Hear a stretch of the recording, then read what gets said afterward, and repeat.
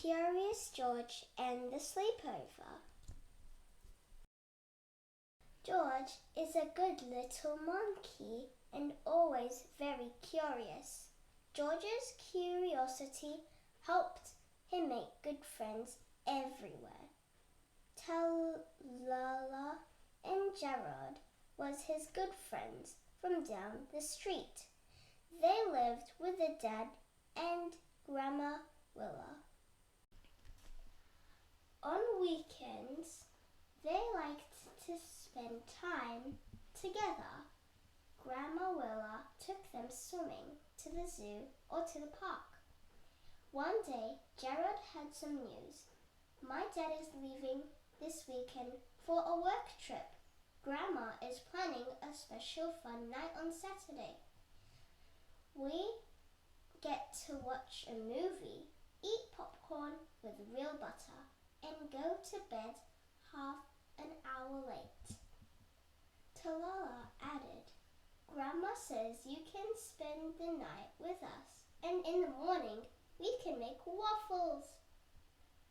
A sleepover sounded wonderful to George. The man with the yellow hat agreed to the plan. Hooray! It was only Wednesday, so George had plenty of time to prepare for his first sleepover. He was curious about his new sleeping bag, so he tried it out. On Thursday, he borrowed the man's backpack. He would need his toothbrush, his pajamas, his alarm clock with the bird that chopped on top, a flashlight, and snacks. On Friday, George had to pack more snacks because he had eaten all the bananas in the bag. Then he packed 2 suitcases full of toys. His friend suggested that George might want to travel with less. So George settled on taking his favorite toy, Lola. On Saturday, George was still excited, but a funny feeling had begun to settle in the pit of his stomach. It started out small, as if maybe George had eaten too many cookies, but as the day wore on, the feeling began to grow. Are you excited, George? The man asked. Perhaps George was a little excited. He was a little nervous too. The doorbell rang. Tallulah and Gerard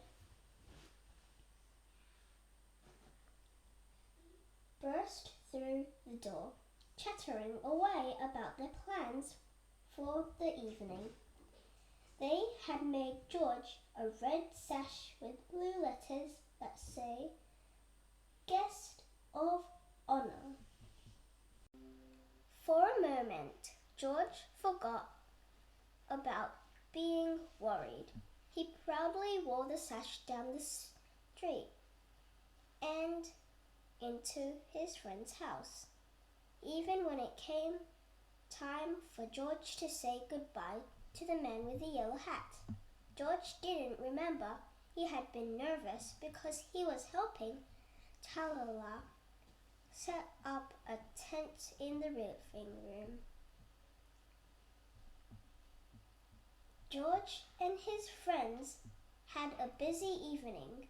They had watched a movie and ate popcorn. They had a pillow fight. When it was time for bed, they brushed their teeth, changed into PJs, and climbed into the tent. Tallulah and Gerard fell straight to sleep. But George didn't. The floor was a little hard. He missed his bed at home. He stared at the shadows on the ceiling of the tent. Was that a bear? George's stomach did a little flip. He peeked out the tent flap and saw that it was only the coat rack casting shadows on the tent. He settled back onto his pillow, but then he heard a soft scratching sound. He jumped out of the tent with Lola safely in hand. He looked at the window and saw the branches of an apple tree scratching the side of the house. How silly of him to worry. George had an idea. He would make himself some warm milk. That always helped him sleep at home. George poured himself a mug of milk. Oops, he would have to clean that spill up later. He wasn't quite sure how to go about warming up the milk. He knew not to touch the stove. At home, his friend always heated the milk for him, so George just arranged some cookies on a plate. Yum, they will go nicely with the milk. But holding on to a full mug and the cookies were hard work. He spilled more milk onto the floor. George put down the cookies and went looking for a mop. There it was. Oh no, he accidentally swept the mop across the table. Cookies went flying. George wished he were at home with the men there to help. He didn't want to wake up his friends if he got a sponge from the sink. Maybe he could clean up the spill, but as he hurried across the kitchen, he slipped on the wet floor. Poor George, now he was homesick and wet. He started to sniffle.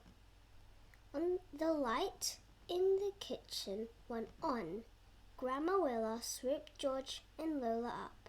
She gave them a hug and dried them off. Then Grandma called the man with the yellow hat so George could hear his voice.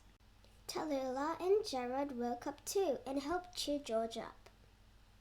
I was nervous about spending a night away from home at my first sleepover too, Tallulah confessed. Not me, Gerard said proudly. That's because you haven't gone to one yet, Tallulah said. Have to, this one, insisted Gerard. Tallulah and George just smiled. George felt better. He snuggled down into the sleeping bag that Grandma spread on the living room couch.